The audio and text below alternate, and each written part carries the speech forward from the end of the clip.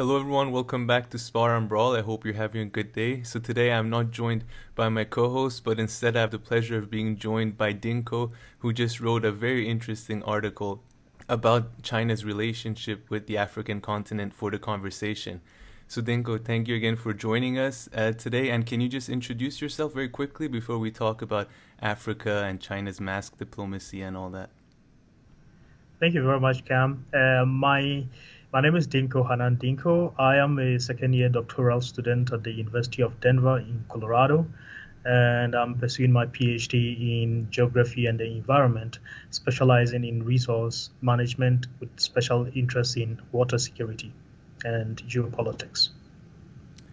Okay. Well, thank you again, Dinko. So, as I mentioned, you wrote an article for the conversation that really caught my attention. So, here's the headline of it. It's China's mask diplomacy wins influence across Africa during and after the pandemic.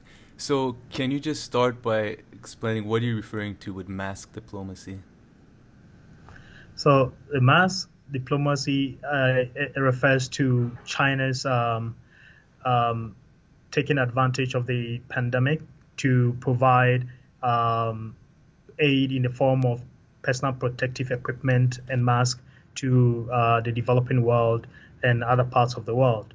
And by so doing, it seeks to expand its influence and exert and later on exert some political concessions out of these countries. And so this has been going on a lot with the African continent, especially, right? With different African nations, I'm guessing. Absolutely. Since the beginning of the pandemic, China has donated more PPE equipment and has been seen as the leader in fighting against this pandemic on the African continent. You see them donating PPEs to almost every African country, not just in Africa, but other parts of the world. But the issue with it in Africa is that it has some political connotations on the long term. And if you look at it on the international arena, it has some implications on geopolitics and China's influence in the world. So China is basically using this pandemic as an opportunity to while helping these countries to fight the coronavirus, at the same time also using it to solidify their influence on the continent, as the United States is retreating and is also struggling with its own coronavirus issues back home.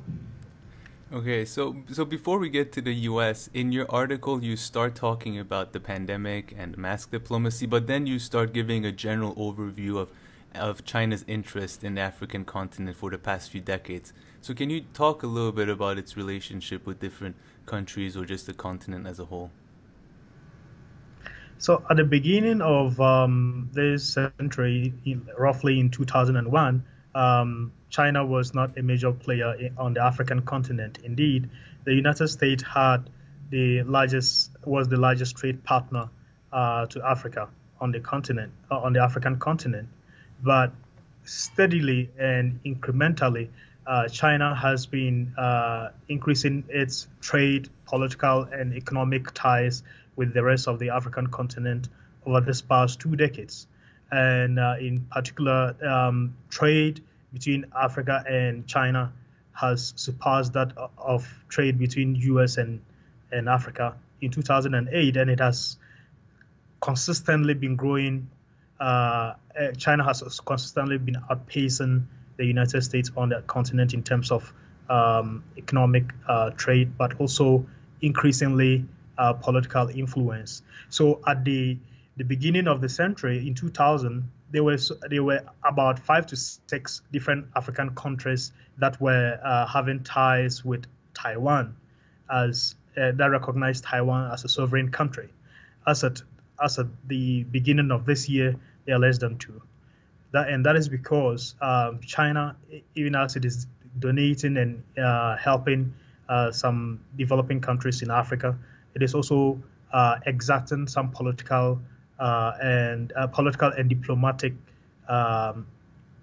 influence on those countries.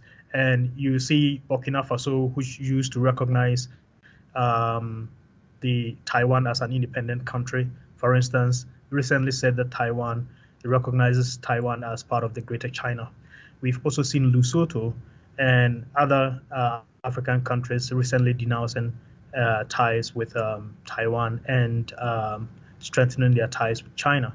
And that has to do with the fact that China has been aiding these countries in infrastructure, health, and other aspects of economic developments. And that is essentially what is China is doing in Africa. Even as it's talking about, most of them are not talking about economics.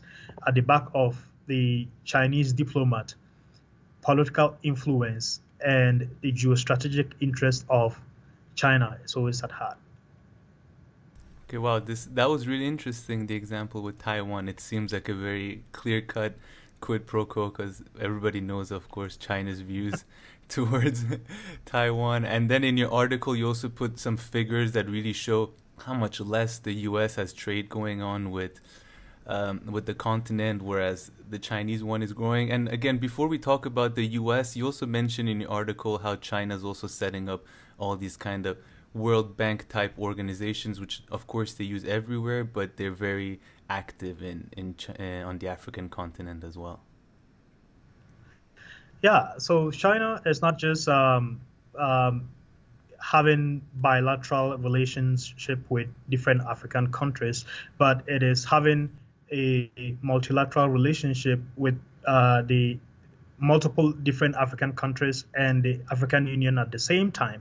And to do this, it does this using various, by setting up various organizations, including the China Development Bank, which is the major funder of different projects in Africa. And these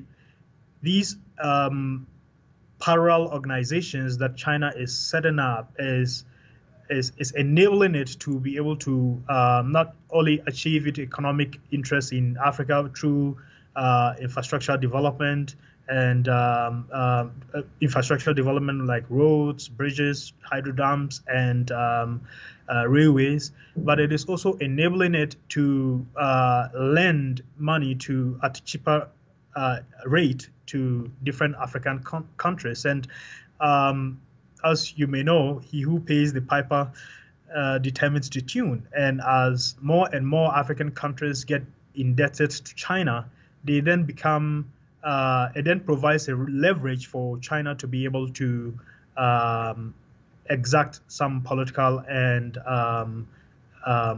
diplomatic influence over these countries.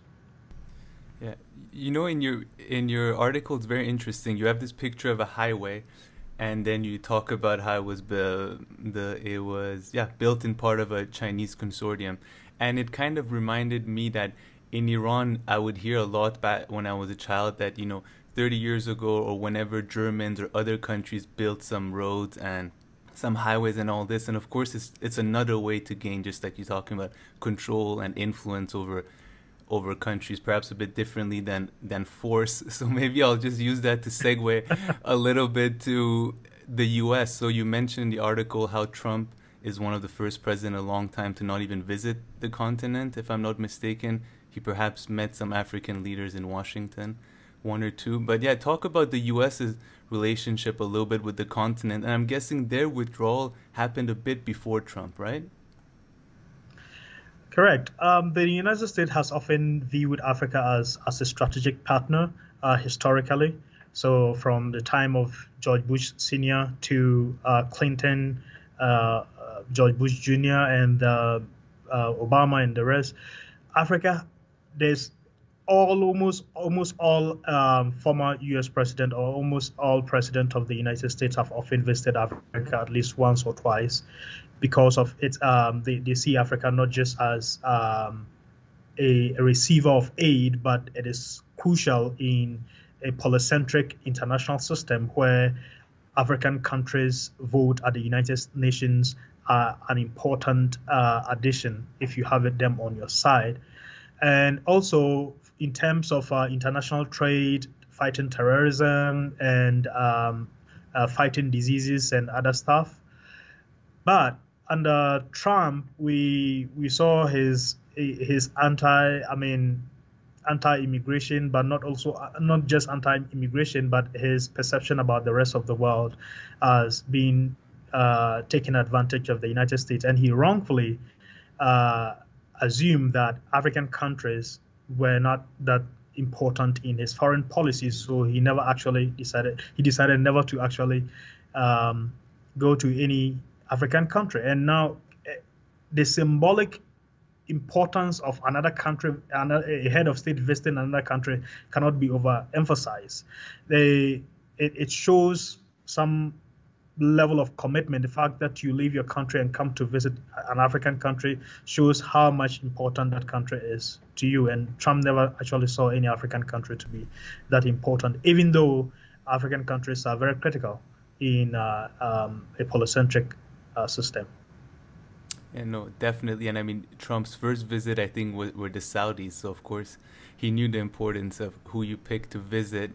So what do you think about now with Biden coming in? Do you think he's going to want to perhaps increase a little bit U.S. interest and influence on the continent? You talked about some of the values, but from the standpoint of U.S. corporations and perhaps, making money, is that a priority for them, do you think? Will they prioritize Africa, at least will Biden to a certain extent? At least he's given that indication. In February, he addressed the African Union and indicating strongly that he wants to restart Africa-U.S. ties, and he recognizes the importance of African countries, not just in fighting pandemics, but also in international security, but also in U.S. national interest in terms of economic security, because African countries produces a lot of raw materials that are very essential to United States companies. And so he recognizes that importance, and he has indicated quite clearly that he wants to re-engage. But the point is that by the time the United States will be ready to engage, China might have outpaced it in Africa. And then again, the fact alone that the United States can elect somebody like Donald Trump brings into question the stability of African-U.S. relationship, because 4 years down the line, we could as well have Donald Trump back again, or maybe 10 years down the line, we could have another president who thinks that Africa-U.S. ties is not relevant. And so, in international diplomacy, stability and predictability is very important. And the United States, at least in the past 4 years, hasn't demonstrated that at all in the international arena. And it's not just about Africa-U.S. relationship, but the United States relationship with other parts of the world has been jeopardized by this last 4 years of Donald Trump. And so you mentioned resources and a lot of African countries being resource rich. So it just reminded me of a specific country. So if you don't know about it, it's okay. But I was wondering with the DRC specifically, because that's an extremely resource rich country. As you know, has China made its way and its influence there, or not yet so much? Well, interesting that you asked this question, because China is very, very much deep into DRC, into copper mines, into gold, into various infrastructure projects, and they are making a lot of money in the Democratic Republic of Congo. And I think recent reports suggest that there is a possibility that now the difference between Africa's engagement with China and the rest of the world is that China is really not necessarily concerned about the political stability whatsoever. What matters most to China has to do with the fact that they are guaranteed of constant flow of the resources to them, and period. That is it. Whether there is democracy, whether there is respect of rule of law or not, that is a secondary matter. fact, China's adopt a non-interference policy framework, which is in some extent very good for African countries because nobody wants to be dictated what to do and what not to do with so many sanctions.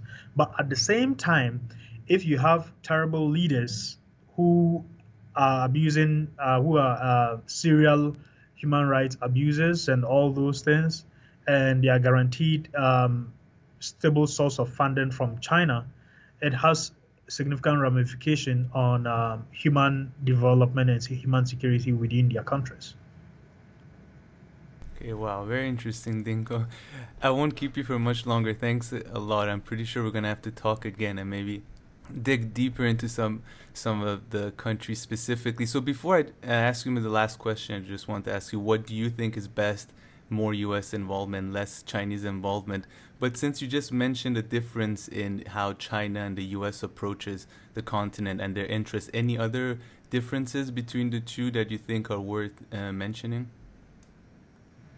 Well, the other difference is that China is willing to fund infrastructural projects that that Western countries may see as not viable in Africa. So they are willing to fund huge stadium construction. They are willing to fund huge road infrastructure and all that. And that has been really, really helpful in Africa, because the problem in Africa has to do with the lack of funding to finance infrastructure development. And no country, no continent, no group of people can develop without having access to sustainable or having access to infrastructure. And China is doing that more than what the US or Europe likes to do, especially in this past 2 decades.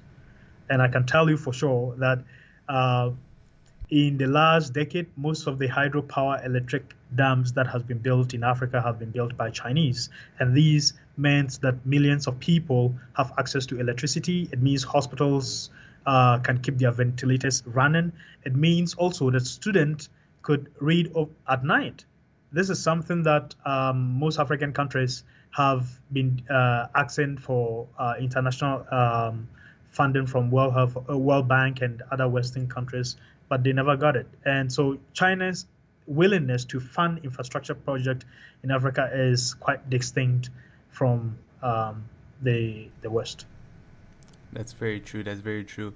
So, okay, so yeah, going forward, what do you think could be potentially best case scenario for the continent?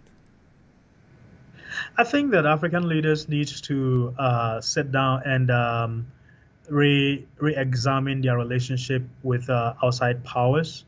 Now, I think that it is important Africans are able to take advantage of both sides and leverage on the fact that China is now a competing power in Africa to be able to achieve it ends with Western diplomats. So I see China's presence in Africa as double-edged sword. At one end, it is an opportunity for African countries to be able to renegotiate terms of relationship with the rest of the world. But at the other end, I also think that the relationship often tend to be exploitative with Western powers and China alike.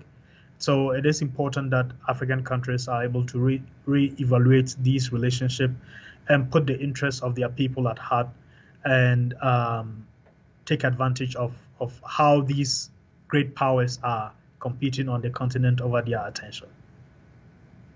Okay, well, thank you very much, Dinko. And so I'll link to your article in the description box. I believe you also have a Twitter, if I'm not mistaken. So Correct. I'll link to that. Anything else you would like to add before we wrap up this interview? Well, I absolutely think that China continue to will continue to be a major power in Africa in the next decade. And it is up to African countries to take advantage of their presence to constructively develop their countries rather than depend entirely on. It's not an either or debate. It's not a West or East thing. It's about finding which sphere is willing to support you in your economic and human development agenda. Yeah, very well put, Dinko. Okay, well, thank you very much for joining us again, Dinko, and thank you for watching. Please like and subscribe if you like the content, and we'll see you in our next video. Thank you.